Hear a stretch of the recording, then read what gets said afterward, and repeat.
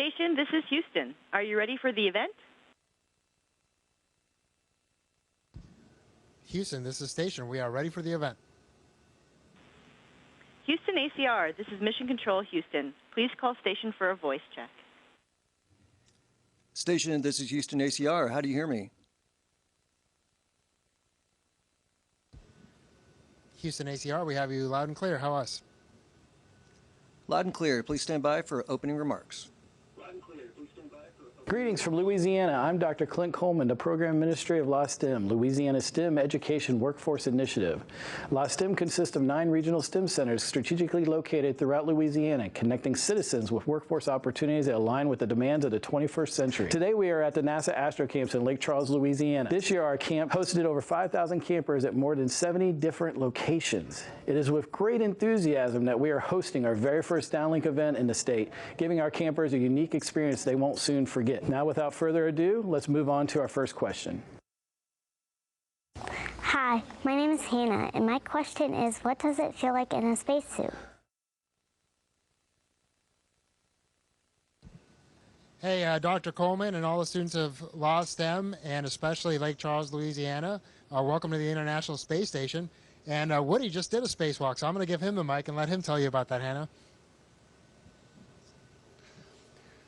Hey, Hannah. It's a great question. So the spacesuit is very large and bulky. We pressurized the spacesuit to about 4.3 pounds per square inch pressure above the vacuum of space outside. And because it's pressurized, it's fairly stiff and rigid. And so it's a little awkward to move around in. Your gloves are like big balloons, and so it takes a little bit of force to squeeze your hands and use them. But one of the good things is we get to experience this in something called the Neutral Buoyancy Lab, through a lot of training, and so we're very used to these sensations, and it's actually, with all that training, it's a lot of fun.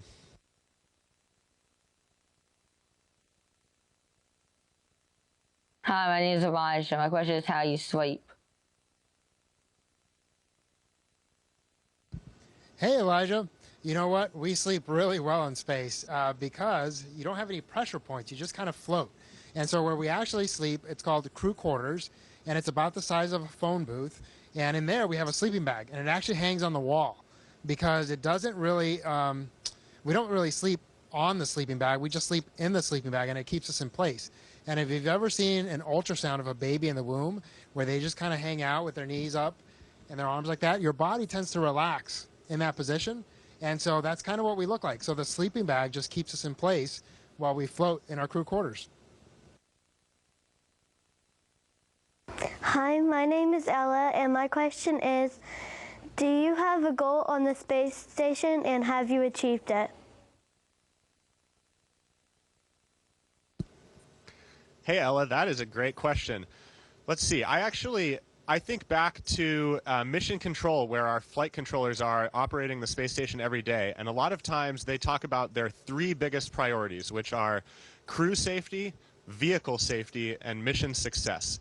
And I kind of think of my goals in the same way. So making decisions that are going to keep us safe up here, taking care of the beautiful International Space Station, and then doing all the interesting science that's really our purpose up here. And so trying to do all 3 of those in that order is what I aim to do up here, and I think we've been pretty successful so far. Hi, my name is Ella. My question is, how does it feel to walk in space?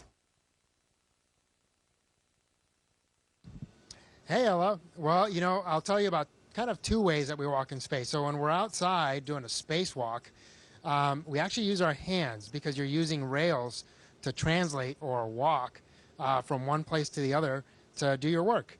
And your feet just kind of dangle. All for about 7 or 8 hours that you're doing the spacewalk, they just kind of sit there. And unless you need to use what's called an APFR, and that's where you kind of lock your feet in to help you keep you in place. But otherwise, we use our hands to do spacewalks. But in here, where we have our own little environment and we're kind of floating around without a spacesuit, we use both our hands and our feet. So we'll use our hands to get ourselves going, and then your feet you clip in by just kind of putting your toes underneath handrails. And we still call them handrails, even though for the most part they're foot rails. And you use your feet because that way it allows your hands to be free to do your work. Just like what he said, we have a lot of science to do up here, and so you need your hands to do all that work. And so we use our feet to keep us in place so that we don't float off all day. Hi, my name is James. My question is, what is your favorite thing to do in space?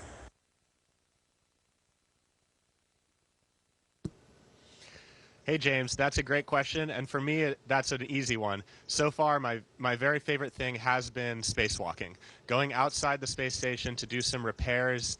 In my case, I got to do 2 spacewalks, installing some new solar arrays up here, and it was just a really, really satisfying, fulfilling experience. Hi, my name is Blake. My question is, how do y'all replenish oxygen on the space station?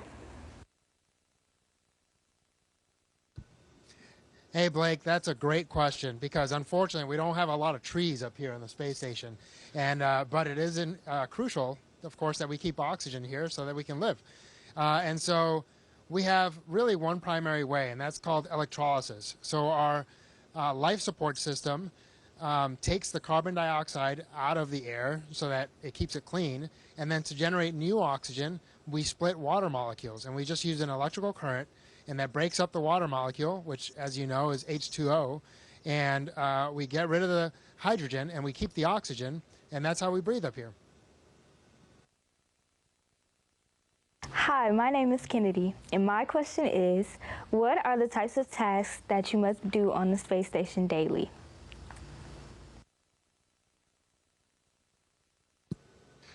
Hey, Kennedy, that is a great question. One of my favorite things up here is actually the variety, in the sense that every day is different. One day we might be spacewalking, another day we might be doing science, another day we might be doing maintenance. But there are a few things that we do almost every single day. We sleep, we eat, we got to go to the bathroom.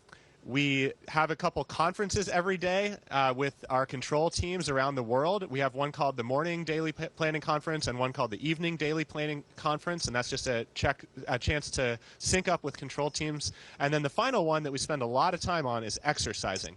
We need to stay strong for our return to Earth, and so we spend about 2.5 hours every day doing resistance exercise as well as cardiovascular exercise. Hi, I'm Jonathan, and my question is, what's the coolest thing or trick you can do in space that's not possible here on Earth? Hey, Jonathan. Well, I think all of us love to just float around. And I'll tell you about a fun game that we play. We call it astronaut bowling. But instead of trying to hit stuff, you're actually trying really hard not to hit anything. And we start on one end of the space station, and we push ourselves off, and we see how far we can get before we bump into anything. And anything that you touch lightly, right, because we don't really want to be bumping into anything really hard because there's a lot of important electronics and life support items up here. So essentially, wherever you first touch something is where you're called out. And then whoever gets the furthest that day wins. So that's a lot of fun. Most of us can make it 10 to 20 feet, but sometimes you go all the way from where Crew Dragon is at the very front of the station all the way to the end of the USOS module at Node 1, which is where we eat. And that's probably about 100 feet. That's a pretty good round of astronaut bowling. Hi, my name is Carter, and my question is, what happens if you sneeze in space?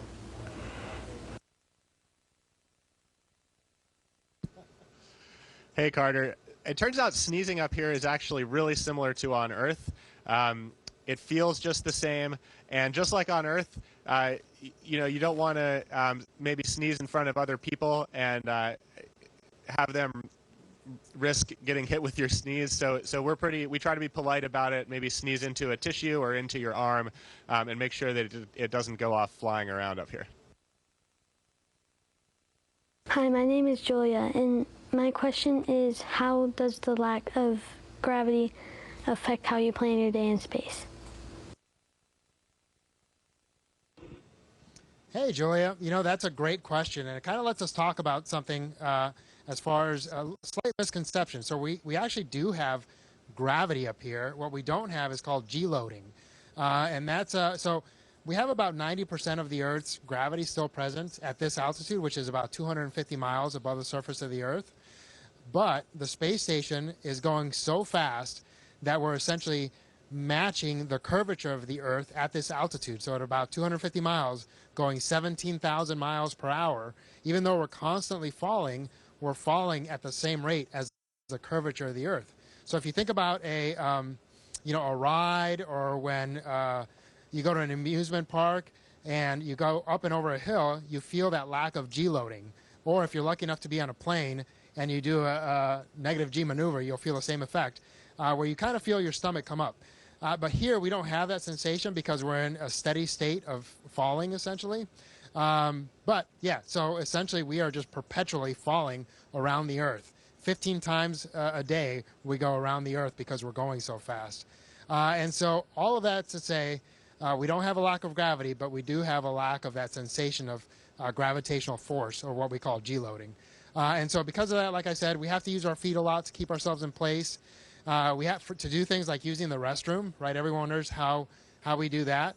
And since you don't have gravity help you out, we essentially use airflow to create air movement in a vacuum to help things move in the right direction. So yeah, it just kind of helps you, or you have to use creative ways to make up for that lack of sensation of gravity. But we've been doing this for 23 years, and so we've got it pretty well down. And every time a new crew comes up, we just teach ourselves or each other those tips, and we keep on working. Hi, my name is Aurora, and my question is, what do liquids look like and how do you drink in outer space?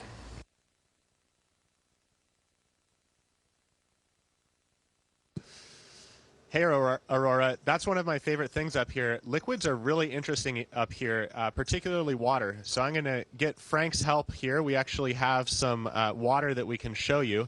The interesting thing up here is on Earth, where you have where water and liquids have weight, they obviously conform to the shape of the container that they're in. They fall to the bottom. Up here, they're all weightless. And so, as Frank's showing you, we get these bubbles. The forces are dominated by surface tension, and you can even drink these before they get too far away.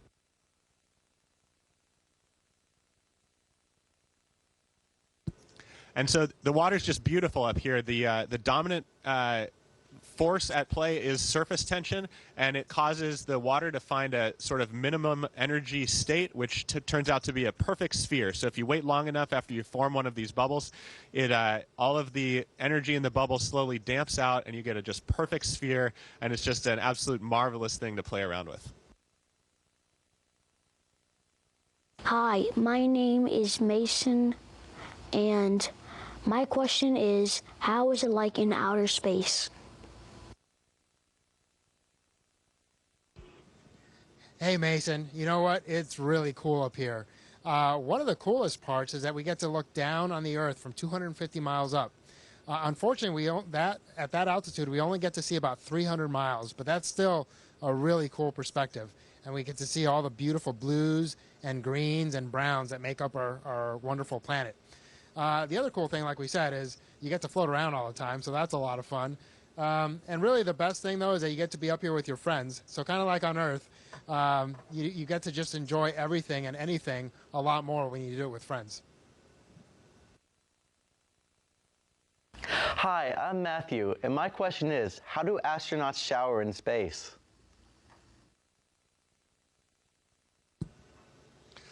Hey, Matthew. That's a really important one. We exercise a lot every day. We're sweating, so it's really important to be able to do what we call hygiene, or really showering. So we have a few items for that. One is what Frank's showing here is a hygiene towel. This is a towel. It's got a little bit of soap pre-impregnated into it, and we actually stick it into our water dispenser, which injects hot water into this foil packet, and you get a nice hot towel ready to go. So that's one of the components we use. I typically also use the water dispenser to fill up a bag full of just warm water to use. And I'll usually start with that hygiene towel and just towel myself off. And then, kind of like we were showing earlier, since the water just sticks to anything, it sticks to yourself. So you can put the water on yourself. It just sticks in place, and you can actually use soap and get a little bit of a lather going. And then I take a dry towel, I wipe all that soap off, and then I usually do another round of sticking the water to myself, kind of making sure that I've cleaned up all the soap, and then toweling that off. So it's not quite as satisfying as a shower on Earth, but it works pretty well, and we stay quite clean up here. Hi, my name is Naya, and my question is, how do you get rid of trash on the space station?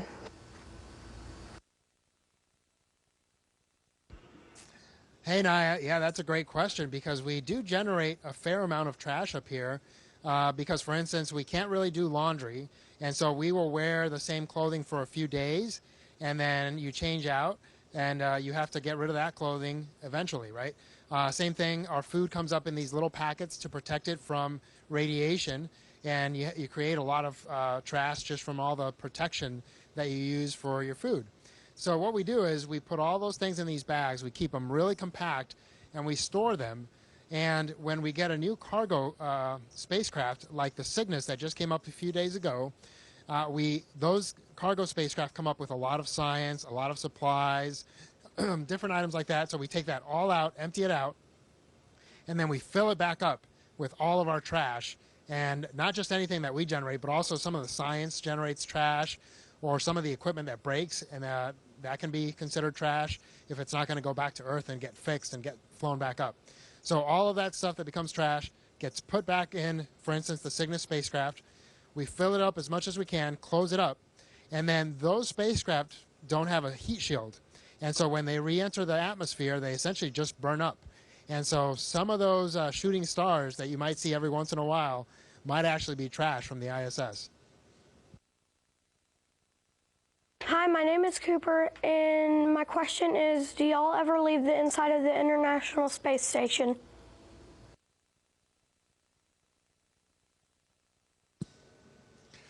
Hey, Cooper, we sure do. Let's see. There's really only two ways that we do that. Number one, obviously, when we come back home, when we go back to Earth, we get in our spacecraft. So in my case, that is a SpaceX Dragon capsule. Frank flew up actually on a Soyuz spacecraft, but in either case, we get into that spacecraft and we head home. The other time we leave the space station, the inside of the space station, is during spacewalks. And so in that case, in here, we have 1 atmosphere of pressure. We're here in just normal clothing, T-shirts. We can survive easily in here. But out in the vacuum of space, we would not be able to survive. So we actually take our own little spacecraft, which is our spacesuit. And it's a self-contained system that keeps us alive out in the vacuum of space. So to go outside and do that, we get in something called the airlock. Once we're inside the airlock, we close a hatch, and we lower the pressure inside all the way down to vacuum, just like the outside of the space station. And then we open another hatch that takes us outside, and we get to go outside and do our work on our spacewalk. Hi, my name is Leo, and my question is, when a rocket launches, does it break the sound barrier?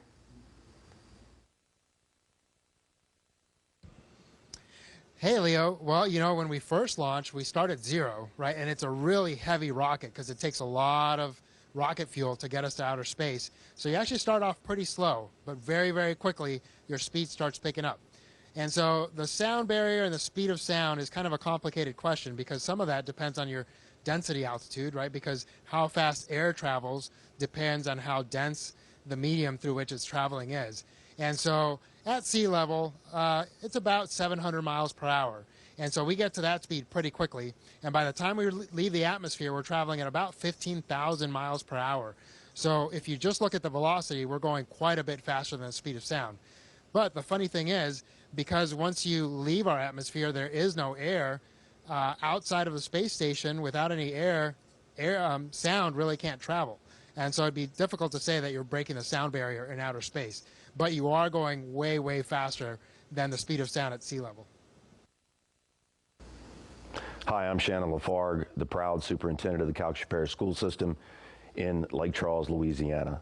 We are so excited that you took time out of your day to answer questions from our students here in our school system. In our school system, we preach creativity, innovation, and dreaming. Thank you for giving us the time Thank you for giving us the possibility and the hope and the dream that our kids maybe one day can be in the International Space Station just like you. So Godspeed, safe travels, and again, Calcasieu Parish School System, Louisiana. Hopefully one day we'll be able to talk to you guys in person. Thanks. Bye.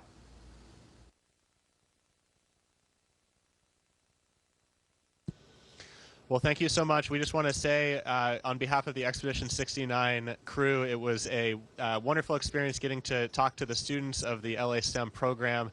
You know, it wasn't long ago that I was your age, in your shoes, and you know, just think a few years ahead, and your generation really is the future. You're going to be the people that innovate all the technical solutions to all the problems that the world faces. And maybe some of you one day may be up here in our place, in Frank and my place. So it was just a great honor getting to talk to you today, and follow your dreams. Station, this is Houston ACR. That concludes the event. Thank you.